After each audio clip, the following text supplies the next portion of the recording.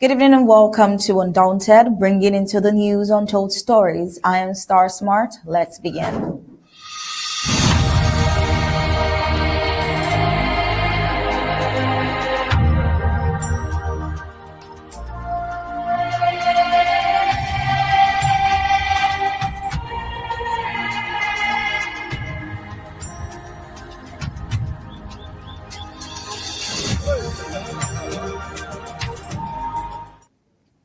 Across the length and breadth of Ambazonia, the air remains thick with the weight of an unended war, a war that should never have been, yet persists like a storm with no horizon.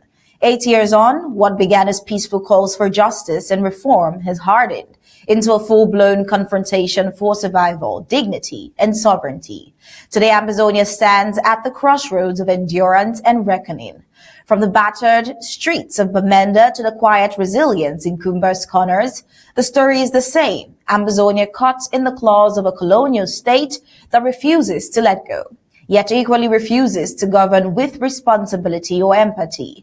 The institutions meant to serve the people have been eroded. The roads have become traps. The schools, if they exist at all, are shadows of what they were, and entire communities live in fear of both armed confrontation and silent neglect. Yet through the bullets and betrayals, the spirit of the Ambazonian people remains, a people who have refused to vanish, a nation that refuses to surrender. While La République du Cameroon clings to occupation through force, Ambazonians continue to build, to resist, to teach, to care, to live in defiance of destruction. But survival is not enough. The moment for Ambazonia is to demand not just an end to war, but the restoration of justice, the return of sovereignty, the recognition of a people who were never meant to be colonized and have never accepted to remain so. The international community has to stop treating Ambazonia as an internal crisis and begin to confront the glaring truth. This is a nation under siege. Tonight, we take you into the heart of this struggle, into the stories that speak not only of suffering, but of strength, not only of breakdown, but of resolve. Because Ambazonia is not a war zone, it is a homeland. And it's time the world saw it as such. Well, let's get the prime headlines.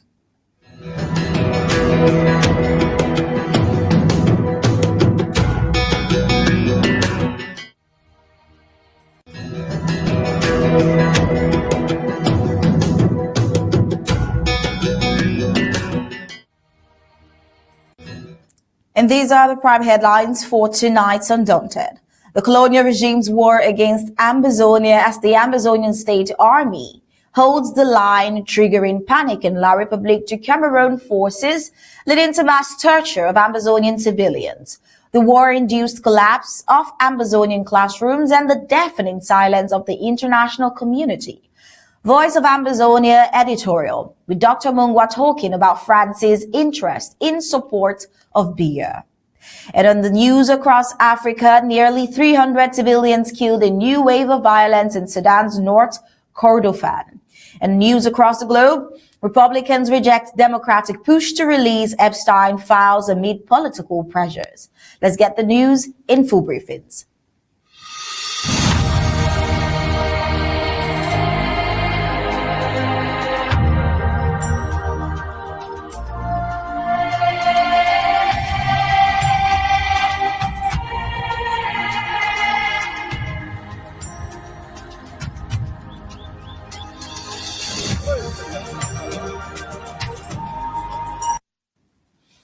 Well, the unyielding resolve of the Ambazonian State Army continues to shake the very foundations of the colonial regime's military presence across southern Cameroon.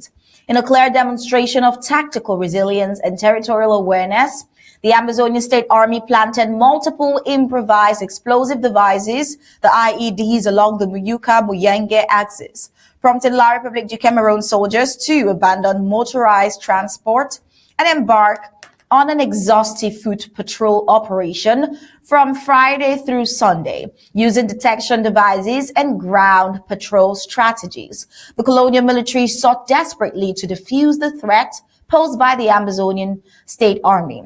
Now, the crescendo came on Sunday at Mile 12 Bafia, where a well-coordinated ASA ambush left one colonial soldier dead and several others wounded. Witnesses confirmed that the panicked soldiers resorted to commandeering civilian motorcycles to evacuate their dead and wounded fellow soldiers. A desperate move that only exposed the growing vulnerability of the regime's forces within Ambazonian territory.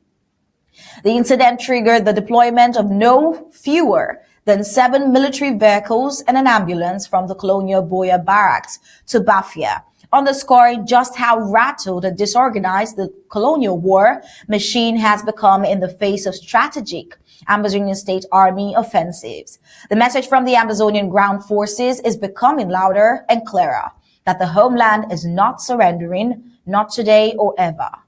Now, in a surprising, well, not surprising, not so surprising twist, with the colonial military being unable to conquer the battlefield, La République du Cameroon has once again turned its war machinery on the innocent population of southern Cameroons in the aftermath of their humiliating setback at Mount 12.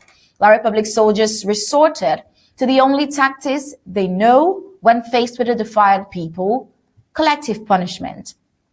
Now, following Sunday's encounter, hundreds of civilians from Bafia were rounded up indiscriminately by colonial forces and forcefully transported to the colonial military barracks.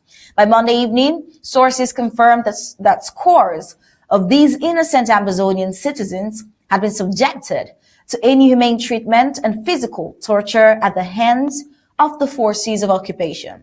This disturbing yet familiar pattern reinforces the fact the La République's so-called military campaign is less about fighting armed resistance and more about crushing the will of an entire nation.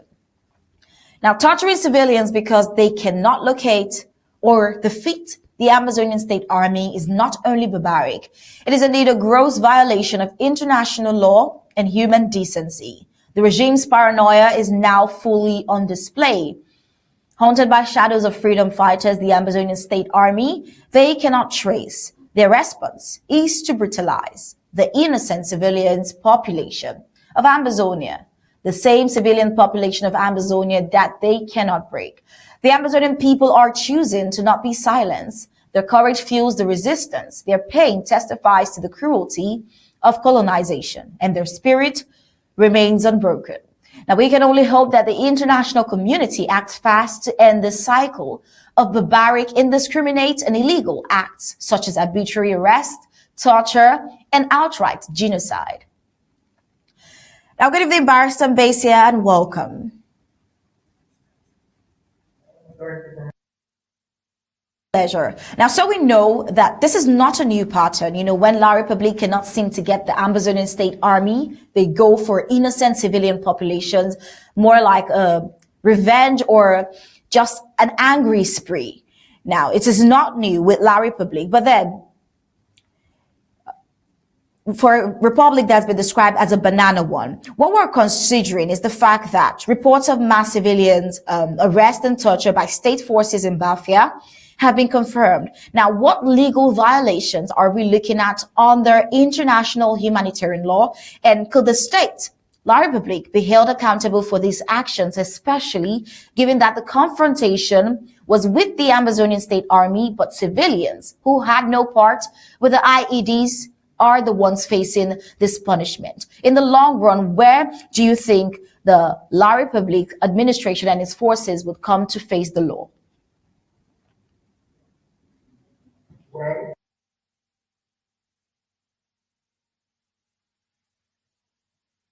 themselves know that going to capture civilians at any time, anywhere in the world during war is illegal.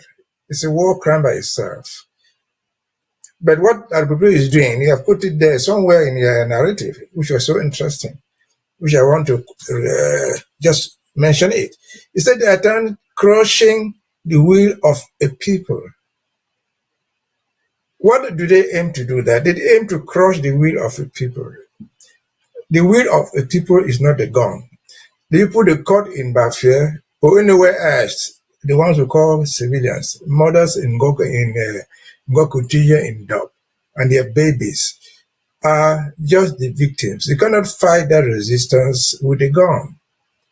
We have had the opportunity to say it here 1,000 times over, and the world has repeated it. You don't fight an ideology with guns. And if they don't mistake, unless they don't see, but I think they see. Just the last 1 week, at the least, or best 2 weeks, they have faced the resistance in Ngokutunja in Dop when they adopted the women and children, when they took them hostage. They saw the thing extend to Ndonga Mountain. Of course, not to talk about Bui. And today, they are in Bafia, in Moyoka, with their guns. What were they doing there in the first place? What they were doing is what you have explained. They were trying to detect explosive devices to prevent any further attacks. And so they call it ratissage. It's just an empty strategy. You see a truckload of military men there. Many of them, hundreds of them, in a very big truck. But how are they even going to reach Bafia, wherever they are going to? They cannot reach because there's no road. They don't have the strength to jump out of the cars and run into the bushes and catch the boys and however they find there. And so they shoot you, they kill everybody in thinking that they would win the revolution. No. They have been doing this forever. At least they should have learned something in the past 5, 6, 7 years. As everybody has told them, Ambazonian struggle is an ideology that can never be fought with guns. Lock up people in Bafia if you care. Catch the ones in Ngokutunje and lock them in Dap. Or anywhere else in Ambazonia, you will not win the war. It's not winnable by arms. And so, if they ever listen to advice, and I think they should need to listen, especially in the election year, whoever comes to power in Yaoundé come October, just 90 days to go, we know that he's going to face us, not with bullets, but face us on the discussion table. Because we consider all of them, they are armed robbers. What they are doing to us, they are armed robbers. No armed robber is a friend to the house owner. They break your house, and if you show resistance, they kill you in order to steal what you have. That's exactly what they are doing. And so they kill us with the aim of owning what is not theirs. But an unfortunate armed robber is one who is caught in plain daylight. Because while the property owner is weak and weaker, has no weapons, he has at least a voice to cry, and neighbors will come to his assistance. And so that is what is going on. What they are doing is a defeatist approach. They have done that forever and ever. See in Fako there. We've had the opportunity to say many times before. Fako, the whole Fako, where Bafia is, it's a military camp, the whole Fako. That area called Fako is a military camp with thousands of bases in Biya, in Victoria, in Moyoka. Bafia itself has a large military base. That Bafia have people who have uncles there. It's a big military base. Another one in Moyenge, less than 5 kilometers apart. You will not win that war, no matter how many people you kill. Ambazonians have the right to resist. Planting explosive devices is a strategy to win the war. It's acceptable. You have doing nothing wrong. As long as you can find them, put them where you can be used, let them blow up their vehicles, let them blow up whatever comes in the form of military gears. And then that's okay. That's very, very legitimate. But the Republic, you won. If you are capable to fight the war, go and fight the war. Don't fight civilians. Don't fight my mother. Don't fight your grandmother. Because their spirit, they will die. The spirit will survive in them. Over to you. Mr. Mbeseha, you made a salient point when you talked about certain battles that cannot be won by gun when it comes to ideological. Now, 8 years into the war in southern Cameroon's Ambazonia, we see that the cost is no longer only measured in lives lost or bullets fired. It is now etched into the minds of children who can no longer read, the hands of teachers too few to cope, and the broken silence of classrooms that once promised hope. The war has left a crippling mark on every sector. But the assault on education may well be the most far-reaching and damning legacy of the conflict. Across all three zones of Ambazonia, Savannah, Atlantic, and the Midland, the education sector lies in tatters. In place of structured learning is chaos, fear, and fatigue. Children eager to learn find themselves sitting in overcrowded classes, sometimes 500 students deep, with just one or two teachers left to carry the burden. These are not isolated incidents. They are a systemic failure made worse by the deliberate negligence of a colonial regime that still insists it owns a land it has no intention of nurturing. Now, many of these educators are not even fully qualified, and yet they stand before blackboards with courage, dedication, and little to no support.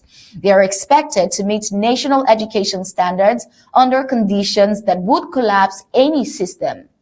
It is not just a staffing crisis, it is a calculated abandonment of a people.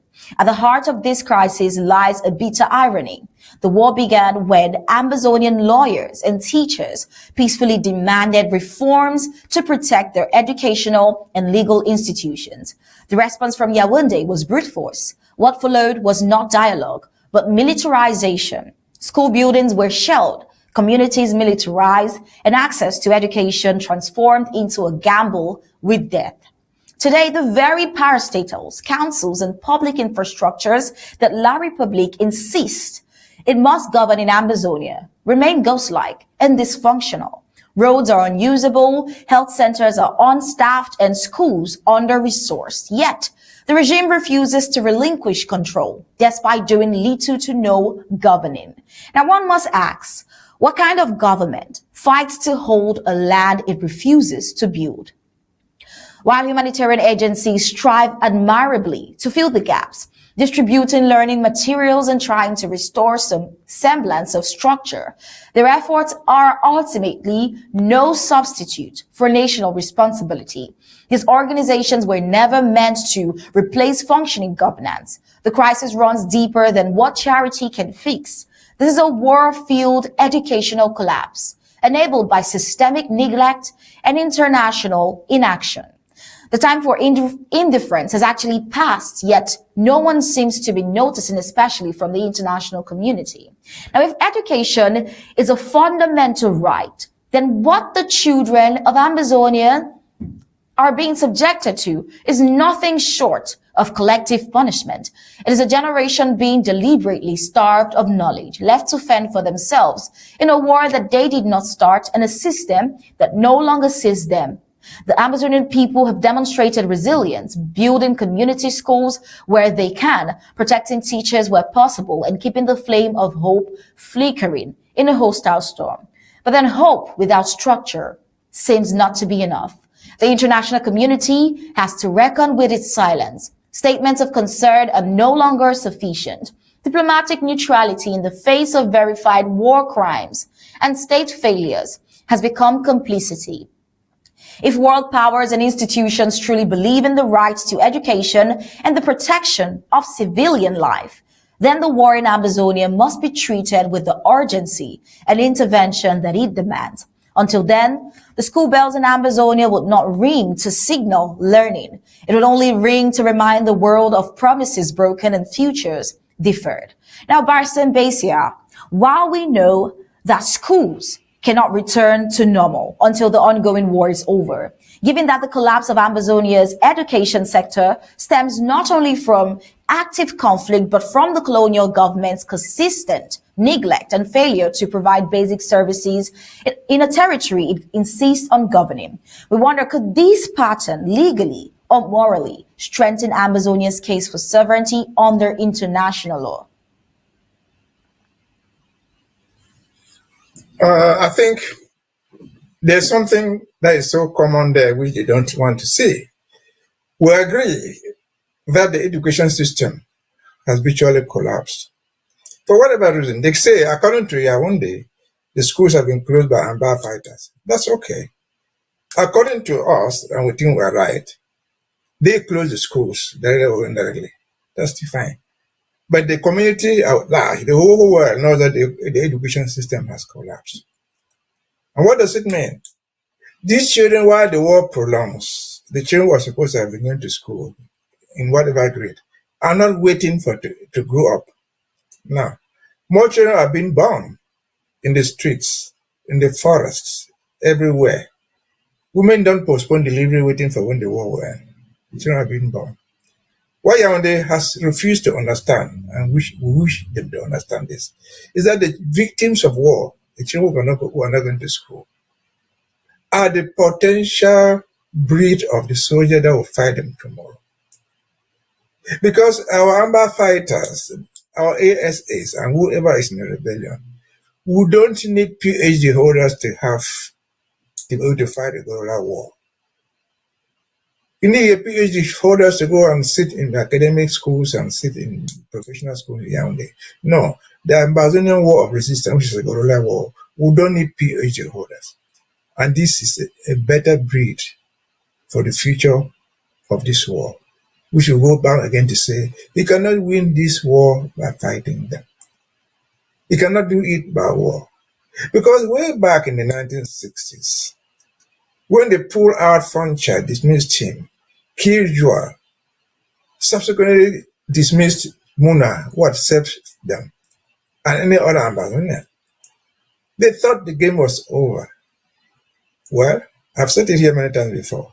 Our people fighting now, our active soldiers, were not born in the 1960s. But they have become the liberators. They have become the army on which we rely. And they will all continue to grow in their ranks as long as this persists. Because they are growing up, knowing what is happening to them. Why did they not go to school? It's because somebody shut down the school. Why was the school shut? Maybe there was insecurity. Why was there insecurity? Somebody was throwing a bomb and teachers fled.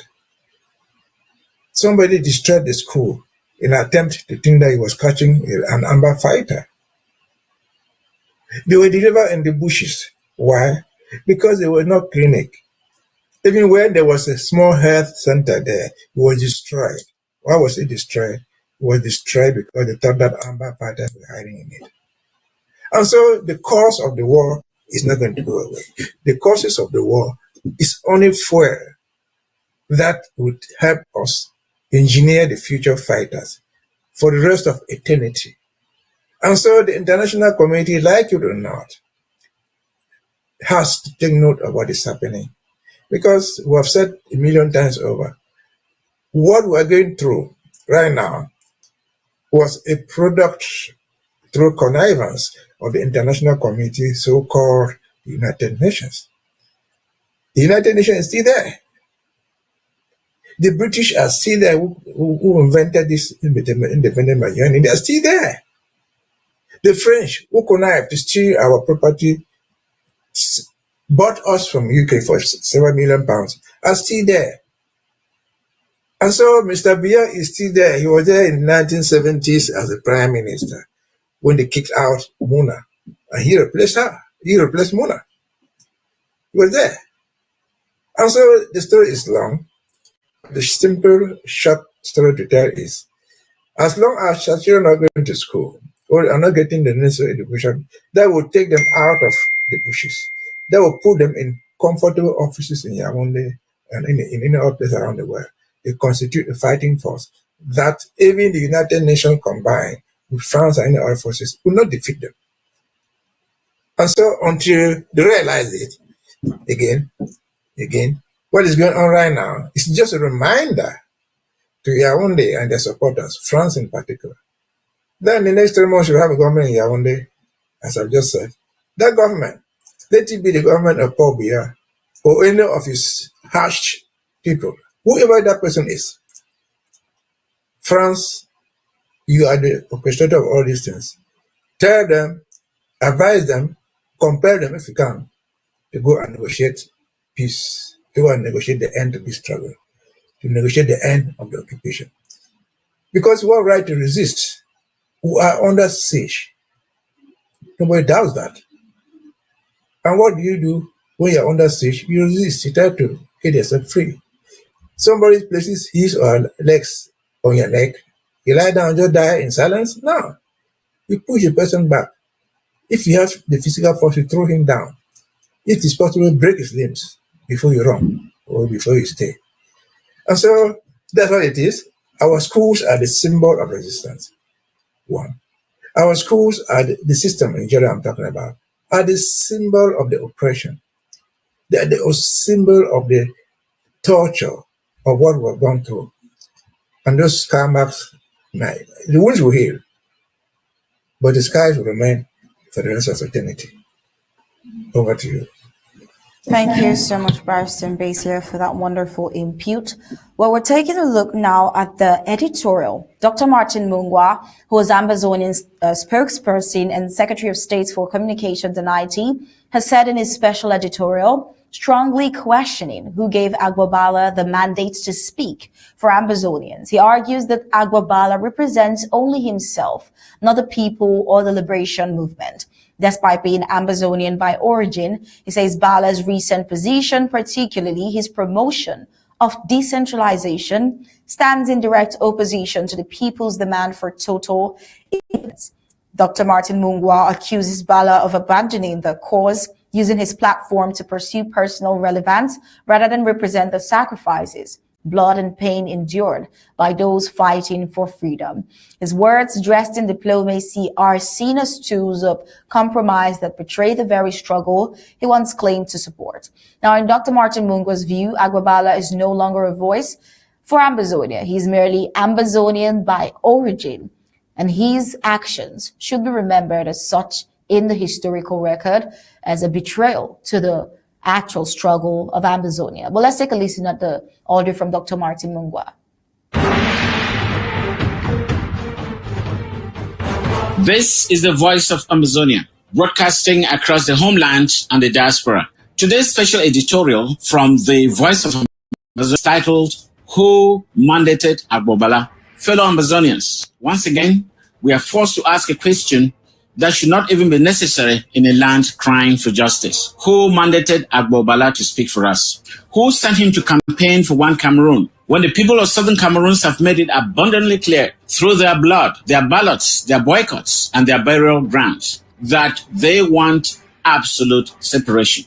Let the record show. Agbabala speaks for himself, not for the martyrs of Gabu, not for the mothers of Moyuka, not for the millions displaced across Nigeria, the forests of the Libelem Hills, or the concrete jungle of foreign refugee camps. He was in Canada, speaking.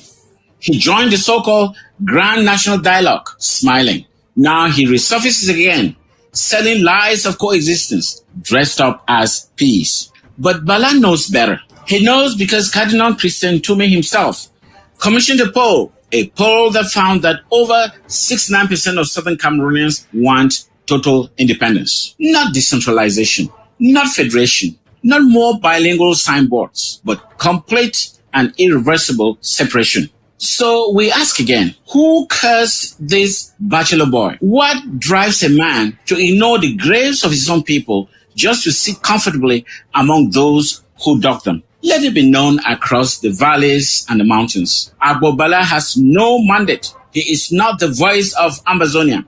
He is merely an Ambazonian in name only, or an INO. To the international community, be warned. Do not confuse positional ambition with popular representation. To every Ambazonian listening, stay alert, stay informed, stay committed. We are not here to adjust chains. We are here to break them. This is the voice of Ambazonia, and our position is unchanged. Total and absolute independence for the Federal Republic of Ambazonia. Agbabala was never sent. He doesn't speak for us, and he will never win. Have a great day. All right, Barrister Mbeseha, not once, not twice have we talked about people who are Ambazonian by origin, but not Ambazonian at heart. And in that voice note from the Secretary of State for Communications and IT, we see that point being reiterated. Now, this action from Agbabala trying to speak for the entire Ambazonia knowing where he really stands. What are your thoughts about this, Barrister Mbeseha? I think my thoughts about it have been clear forever. I will only emphasize, to re-emphasize what has been said many times. See, Agbombala takes advantage of being relevant because we're talking about him today. Does Agbombala exist as a human being? Of course he does. Does he stand for us, Ambazonia? Does he stand for what we stand for? Certainly not. But he's getting undue notice because of the positions he takes. Is that news? No. We know that there are Ambazonians who would prefer to die in Yaoundé, who would prefer never to go free, like the Chibotolesis of South Africa, than to go free. Ambazonia is one of them. They have the right to that. But our problem is they try to pose as leaders of Ambazonia, which is not right. They pose as leaders and they're encouraged by the administration to do the same. And who has not heard of Ochiba Nelson? Ochiba Nelson has a very short line sometimes. He has repeated it many times. If you allow someone to appoint your leaders for you, you lose again. Because the ones appointed by your opponent to be your leaders are going to tell the narrative of the appointee. They're not the man who appointed them. And so Agbombala was in Yaoundé for that national dialogue. He loved the federation as he stands for it. What did he do with it? Produced nothing out of it. He was even chairman of one of these things of the so-called decentralization. What has become of it after 5 years? Zero. Agbombala is not alone. He's just being vocal. He's not alone. We remember people like Mr. Dr. Munzu and many others. There are many of them. Our problem is not their existence. Our problem is they posing as if they represent us. No, they don't represent Ambazonia. They are free to go do what I've said it many times here. If it's election you want to vote, Agbombala lives in Biya. He can move to Douala just a few kilometers away to vote if he so desires. And so that should not be the thing. Agbombala is irrelevant. Agbombala knows, and if I can use the opportunity to emphasize it, the problem of Ambazonia is not peace. We're not looking for peace. The problem of Ambazonia is not stopping the war. The problem of Ambazonia is addressing the causes of the war, which causes everybody is assimilation of it. The problem of Ambazonia is the restoration of their own statehood and their own institutions. It is this absorption that has caused the war. Until you address those issues, talking about peace is selling after the market. And so I guess, as I said, Bala is not alone. Not too long ago, Mr. Paul Ayame is always in peace. He died in Biya. He lives in Cameroon. He too was one of the people of federation. But what happened? They will not even take you to hospital because you will not speak their language. His son floated in a humanitarian group just to help the victims of this war. But because he was not speaking the language that are the ones, they couldn't. And so Agbombala is irrelevant. But it's making himself relevant because we are talking about him today. So the message we send to Agbombala and many others who follow his steps, who have the same views with him. Ambazonia struggle. The fight now is not about peace. The fight is about the restoration of Southern Cameroon, aka Ambazonia, and its institutions, which institutions include a government that had in Biya in 1959-1961. They include our House of Assembly. That's an institution. That is a characteristic of a people. That's what we want. We want that thing back. We want our judicial system established, as was created in 1955 under the West Cameroon High Court law. That is what we are fighting for. We're not fighting for a return to peace. Peace without justice is not peace. And there can be no justice until you listen to the causes, you listen to your complaint before a neutral person, and then a neutral judge will give a judgment. That's what the struggle is about. It's not about Agbombala. I know him very, very well. Agbombala, the position he took in 2016 as the leader of the consortium was not an elected position. No. He got there as a member of the civil society. He got there as the president of the faculty lawyers. He was not elected by people of Ambazonia. He was the president of the FACO lawyers and got there. And then when his mission finished, he sold it out to Yaoundé.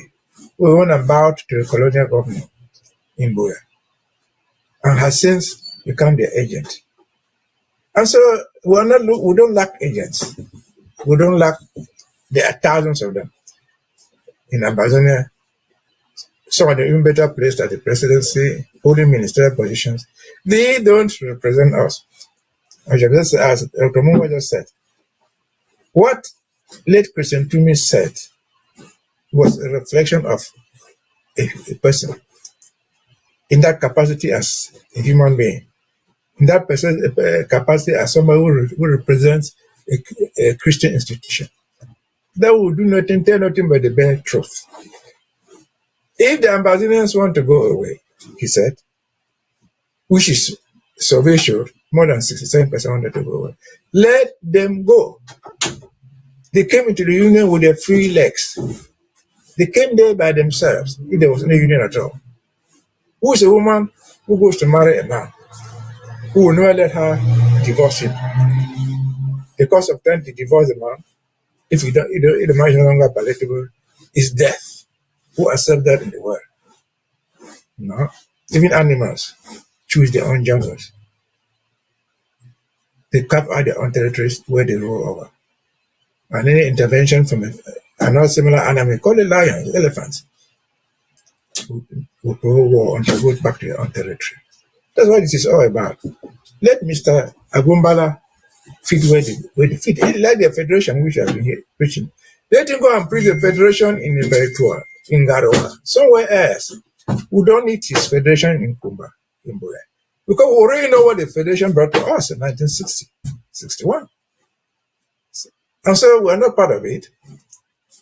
Let him do his thing the way they do, with his own acolytes. There are many of them. We're just mentioning him because he's one who is propping up himself. I saw him on video going to talk to Isa Chiroma. Oh, how they will bring peace, how they will do all this. Well, Isa Chiroma has tried it before. We're telling us that we're nobody. But today, we're a force to be reckoned with. That the very Isa Chiroma who less than 7 years ago said there was no Anglophone problem. He described us as terrorists. Now he sees a problem. And so the Agwambalas are many. Again, to quote UN, if you allow anybody to make their own leaders for you, you lose the game. Agwambala does not represent us. The likes of Munzu and anyone who feels like that is not for us.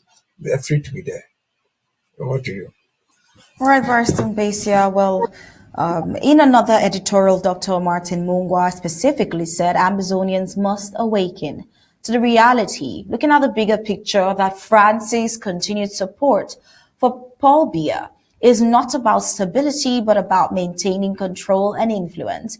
Biya's recent rhetoric signals a clear plan to install his son, Frank Biya, as successor, turning Cameroon into a political dynasty backed by foreign interest. Now, this is not just a Cameroonian issue. It is a direct threat to Ambazonian identity and self-determination. Saying no to their political process is more than protest. It's a declaration of Ambazonians' rights to exist as a people separate from the Republic du Cameroon. Now, to a future that Ambazonians shape themselves, one built on digital innovation, education, and unity. Independence requires not just resistance, but organization. Ambazonians has to come together beyond division and commit to building the institutions and systems that will support a sovereign nation. The collective power lies in Ambazonia's unity, vision, and determination to reclaim her destiny. And from all this, we get this from Dr. Martin Mungwa's audio, which we're going to listen to right now in its detail.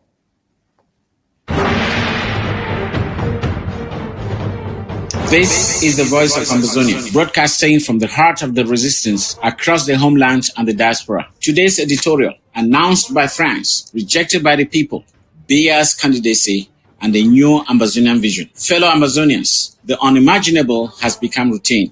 After 43 years in power, Paul Biya, a 92-year-old dictator who has not addressed his people directly in years, has announced his candidacy for an 8th term as president.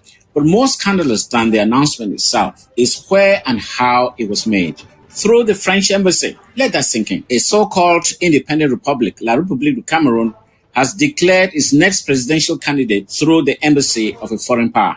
Not Yaoundé, not the Prime Minister's office, not Elekam, but the French government. This is not sovereignty. This is colonialism with a microphone, and it sends a crystal clear message. France is still in charge.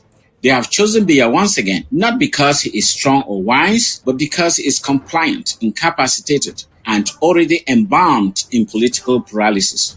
He is the mask, and behind him, Frank Biya waits as the face of the next substitution plan, groomed in the shadows, polished for continuity, and wrapped in French perfume. Biya's message was laced with illusions. The best is yet to come. I will prioritize youth and women. I am responding to the call of the people. But what people? What youth? What women? Ask the mothers of Gabu, the orphans of Muyuka, the displaced of Kumbo, the burnt-out families of Ikona and Batibo. Has Biya ever prioritized them? Ask our teachers and lawyers beaten in the streets. Ask the students kidnapped and molested. Ask the thousands burnt in mass graves. For 43 years, his best has been our worst. And now he offers 7 more years. This is not a vision. This is necropolitics, the politics of death recycled with French cologne. Ambazonia must now rise with clarity and discipline. Our response must not be emotional, but strategic. Not desperate, but determined.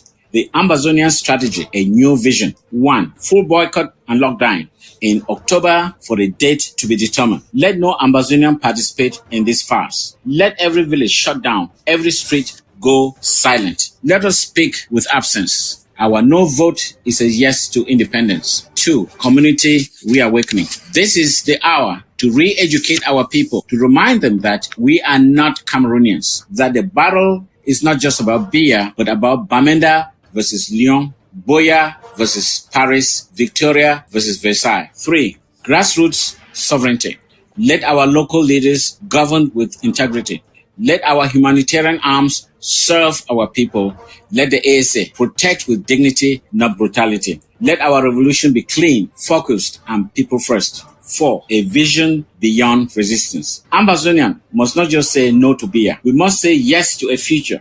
Yes to schools without military checkpoints. Yes to hospitals without gunmen. And yes to farming without raised villages. Yes to a digital economy powered by our youth, built on liberty, not La République's leftover contracts. Biya was announced by France. We, Ambazonians, must be announced by history.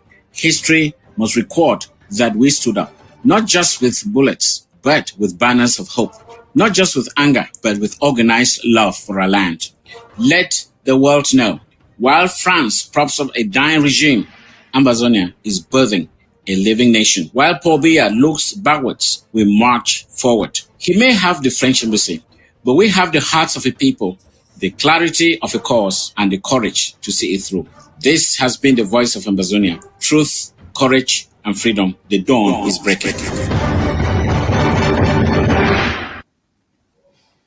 All right, Barrister Mbeseha, listening to these words from Dr. Martin Mungwa, what would you say the message would be to the world when Ambazonians implement all that he has said? What would the message be to the world? What message would Ambazonia be passing to the world? Yes, please. What the message we're passing to the world, which we should be passing to our brothers and sisters of Ambazonia, is that Ambazonia is not part of Cameroon. That's just a fact. I happen to be one of those people. I follow a lot of debates on the different channels in Douala and Yaoundé. Not now, but forever. Where did they ever hear them mention, when they talk about the Marquisas, they fought for independence, they did all this. Nobody has ever mentioned that Southern Cameroon fought for independence by leaving Nigeria because we're not part of it. They never mention anybody there. They don't mention Ndele, they don't mention Fonchas, and they don't mention anybody to us. We are not part of them.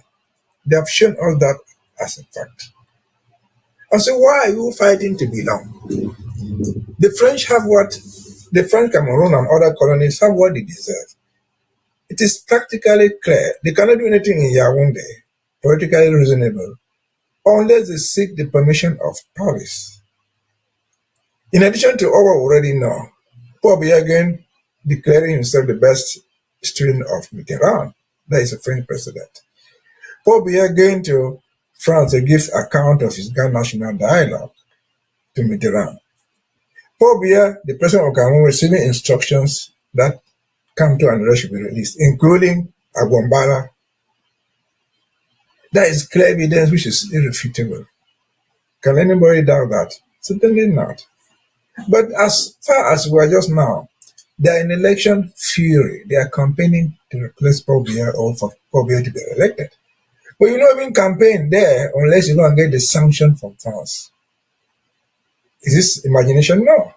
Come to the leading candidate, they launch his campaign in Paris. Was it in May? He could not hold a rally in Douala. He launched it in Paris. Whatever rally he had there, that was the launch of his campaign. It is on record. Yaoundé is vetting the candidate who will replace whoever is in Yaoundé, who would associate with them. We have seen France receive Akeremona, who is a candidate. We have seen France receive Issa Chiroma, who declares himself a candidate, and others. So it is not a satellite of France. It is a satellite of France. No question asked. And so the French will only act in their best interest. It did not start with Cameroon. They've had that policy in Africa forever. And let me give this clear example to support that. Cameroon, for example, and Cote d'Ivoire are two supposedly very close allies of France. Let us take the Cote d'Ivoire without a conflict which resulted in a 10 years war. And France showed its ability to manipulate it. When the conflict started in 2002, when the war broke up, Mr. Gbagbo was the president, was an ally of France. He was an ally of France. Because the rebels had taken over Abidjan.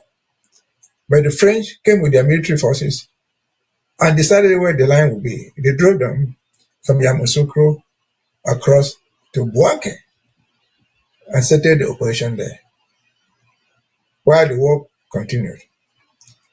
They regarded the war themselves in their best interest until Mr. Gbagbo himself made the saddest error of his life by bombing a French military base where I think 3 or 4 Frenchmen died. And because 4 or 3 Frenchmen died, France withdrew his support from Gbagbo. And we all know what happened to Gbagbo. Gbagbo ended up in jail. He remained at The Hague for 10 years undergoing trial, even though he won. But he was captured by the French, taken to The Hague, because he had violated the interest of France by mistakenly bombing a French base. And so that's just an illustration. That is the fact. I was in Bouaké. I saw what was there. I was there. There were French forces there. They called them. I visited them next camp. I lived there in Bouaké for almost a year. And so France is doing what they do all the time. Our problem is not France. No. Our problem is the willingness of the citizens of Cameroon, within Cameroon, to accept that of nonsense 50 years after independence or more. We're part of this thing now. The French are even telegraphed them to the point that right now, just a few months ago, or about a year ago, when they authorized France, let us write the history of the genocide. It should be written, the genocide that was committed by France in Cameroon. The history should be written by France. The version of the history they want. And they did it. And tomorrow will become part of the book that we read in schools, that they read over there. Has France made a mistake now? Will you indict your own parents if you ask to write the history of your family? If your father was a rapist, you will not call that. If your mother was a harlot, you will not put that. And so this is France. France has lived that life forever. Unfortunately, they are trying to extend their boundaries of behavior to people who don't belong to them. That is just our problem. The only problem we have is France trying to delve themselves. They would continue with their policies without the people to come around as long as they want it. We have no problem. The only problem we have having such a neighbor is that if you have a neighbor who keeps his or her household dirty, the stains from that house will cross the border to you. But that's your neighbor anyway. And so that is what is happening in Yaoundé. That is what France is doing. Resistance to Yaoundé is resistance to France. Because it is the French who have caused this absorption of Ambazonia, or attempted. They are the ones who asked Ahidjo to abolish the constitution, to abolish the so-called federal constitution in 1972. So they could plant a Sonora in 1975, 2 years after that, and tap the oil. And so on and so forth. So we're not, France, Cameroon is a satellite of France. But we are saying that Cameroon, which is a satellite, does not include Ambazonia. Because we're not part of you, we've not been part of you, legally, historically, and otherwise. We're not part of you. Colonize Yaoundé, if you want. But leave us alone. If we must trade with France, if we must deal with France in any form or shape, we should deal with them on agreed terms with Ambazonia, not on agreed terms with Yaoundé. Because we have come to realize enough is enough. Let France remain there. The Republic citizens can fight if they want to fight. If they don't want to fight France, that's your cup of tea. But Ambazonia is gone. Never to return anymore. Over to you. All right, Barrister Mbeseha, resisting Yaoundé is resisting France. While in a separate address to the brave men of the Ambazonian State Army, Dr. Martin Mungwa shared heartfelt words of encouragement, recognizing their unwavering dedication and valor. And this is the Ambazonian State Army. He was appreciating and encouraging their steadfastness, their valor, saying they are the valiant fighters and warriors of the state, the backbone of their self-defense force. Now, Barrister Mbeseha, before we get this voice note, let's hear from you. How would you describe the Ambazonian State Army in this struggle for liberation? I think the Ambazonian State Army, to me, and I think most of us agree, me and agrees, they are an unbeatable army in military strategy and otherwise. You just showed on the first segment, you see a truck of 200 armed men in helmets and armor cars in AK-47s. Going to where? Going to Bafia, where they will probably have less than 50 ASAs. With what? With rubber guns and then guns. And so if they can go that way to go look for 2-3 Ambazonians, if they can catch your mother, catch your father, catch your child, just because they want to capture one Ambazonian fighter, the story is short to tell.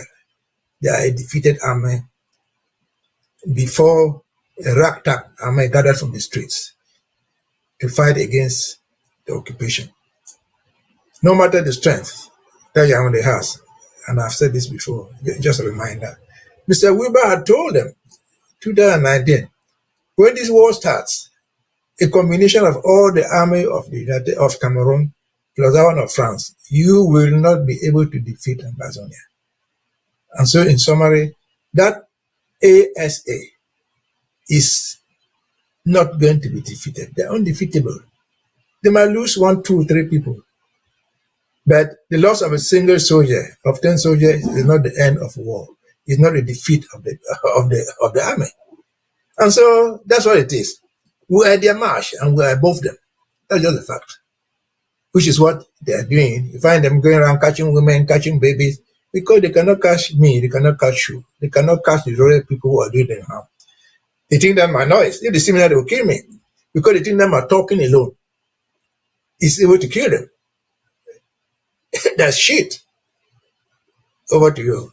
All right, thank you so much, Barrister Mbeseha, for this description, these words, and your you joining in on Undaunted tonight. But this is where we call it to close with you. Thank you for the enlightenment here on Undaunted. Thank you for having me. All right. Just before we get into the African news, let's take a listen at this very last editorial from Secretary of State for Communications and IT, Dr. Martin Mungwa, encouraging the Ambazonian State Army. Let's take a listen. This is the voice of Ambazonia, broadcasting across the homeland and the diaspora. On this day, we pause, we reflect, and above all, we salute the valiant warriors of the Ambazonian State Army, our proud and dedicated self-defense force. This message is for you. This dedication is etched in the hearts of a grateful people. For 8 years, you have borne the weight of our nation's cry. You have stood between the innocent and the barrel of occupation. You have fought not as aggressors, but as defenders of a betrayed homeland. From the fierce resistance in Biya to the unshakable defiance in Dongamantu, Meme, Fako, and Boyo.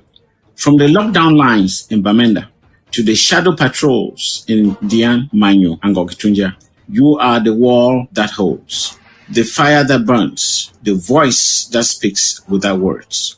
Just yesterday in Dongamantu, your courage echoed once again. General Capo and his unit answered the call when enemy forces tried to break our sacred lockdown. One enemy combatant fell, his hand shattered, not just by bullets, but by the unshakable will of a free people. And today, when agents of La Republique try to turn Du into a football carnival of distraction, you arrived. Despite heavy military presence, the ASA stormed the field. Shots rang. The games were abandoned. The message was clear. There is no peace for the wicked. Ambazonia is not for sale. To every foot soldier in the shadows, to every general who leads from the front, to every mother who sends a son, and every sister who bears the pain, know this: the nation watches. The nation honors you, and the nation will never forget. Your legacy is not in medals. It is in lockdown towns, in liberated communities, in the rising hope of our people. To the Ambazonian State Army, the sword and shield of our republic, we say thank you, we salute you, and we fight beside you in spirit, in word, in will. This has been the voice of Ambazonia, and this was our dedication to the ASA, defenders of the homeland, guarantors of freedom, and builders of the new nation.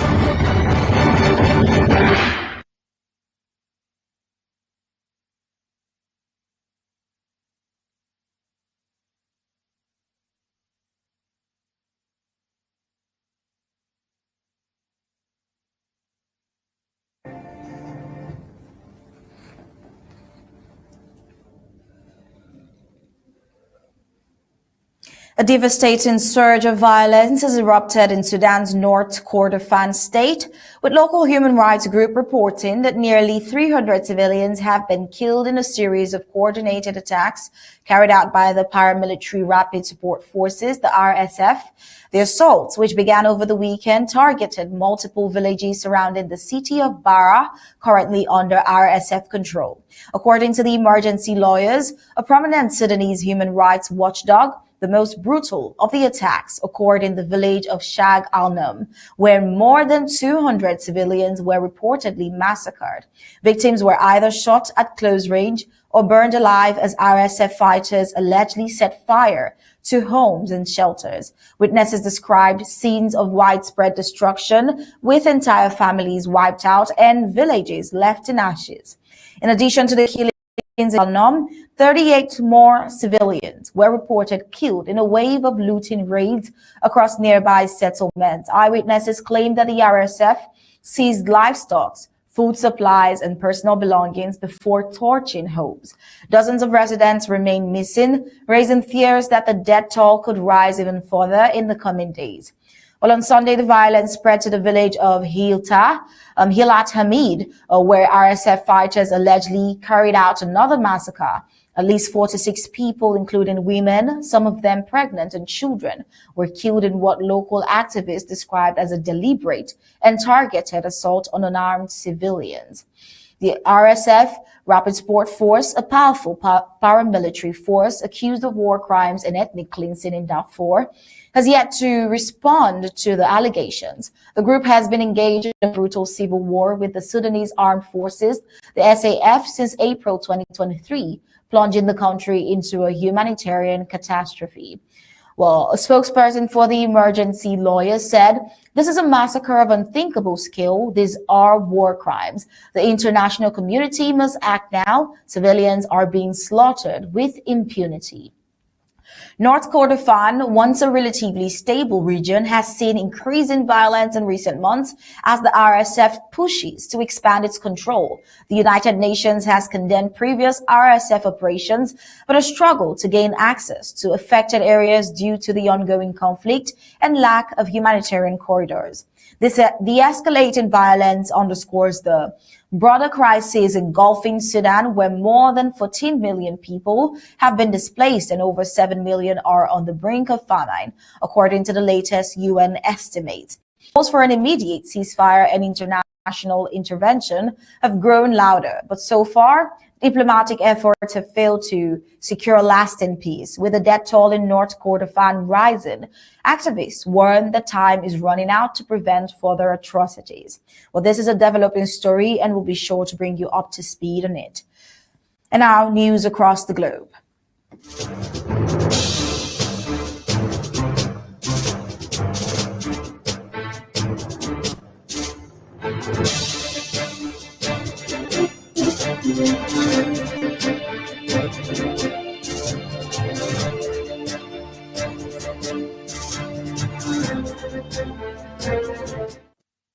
Republican lawmakers have blocked a last-minute Democratic attempt to force the release of sealed evidence in the Jeffrey Epstein case, a move that has reignited partisan tensions and drawn criticism from conspiracy-driven corners of the political spectrum. Democrats have tried to attach an amendment to cryptocurrency legislation that would have compelled the Justice Department to release extensive materials related to Epstein's 2019 child sex trafficking case. It includes hours of videos, evidence, electronic devices, and other material reportedly recovered during the investigation. The push comes despite Attorney General Pam Bondi, appointed under President Trump, already conducting a comprehensive review of the evidence. Now, her office concluded that Epstein died by suicide in jail, consistent with prior investigations, and that releasing the graphic and sensitive materials, including content involving minors, would be inappropriate and potentially harmful. Bundy's decision, backed by the Trump administration, was rooted in protecting victims' privacy and avoiding the politicization of traumatic evidence.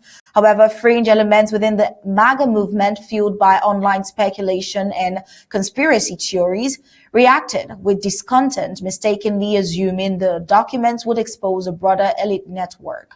Now, while Trump had previously distanced himself from Epstein, who was once a Florida neighbor, critics have actually tried to weaponize the issue for political gain. Deputy FBI Director Dan Bongino, known for his fiery rhetoric and right-wing podcasting, reportedly clashed with Bundy over the administration's stance, leading to internal tensions and his absence from duty since July 9th. Efforts to stoke further division came as Democrats, led by Rep. Ro Khanna, introduced the Epstein-related amendment, attempting to position it as a moral crusade. But Republicans on the House Rules Committee shut it down, citing concerns about sensationalism and the exploitation of victims suffering for political theater. The Epstein case, which began with a controversial 2005 plea deal, remains a lightning rod for conspiracy theories. But unlike previous administrations, the Trump White House has taken a firm and orderly approach, choosing to review, verify, and act responsibly rather than cave to mob pressure or speculative narratives. Now, adding another layer to the saga, Ghislaine Maxwell Epstein's convicted accomplice is appealing to the United States Supreme Court to enforce a non-prosecution clause from Epstein's earlier plea deal. The Justice Department, continuing the Trump administration's tough stance, is opposing her request. Despite rumors and online agitation, President Trump has remained focused on legal due process and protecting the integrity of investigations. He continued to support Attorney General Bundy's measured handling of the case, while Vice President J.D. Vance has stepped in to help navigate internal disputes and maintain focus within the administration. Now, as partisans' narratives swirl, one thing is clear. The Trump administration has chosen prudence over provocation, prioritizing the rule of law, victim protection, and justice over political spectacle. And with that, we've come to the end of tonight's Undaunted. But before we go, let's take a look at the Recap.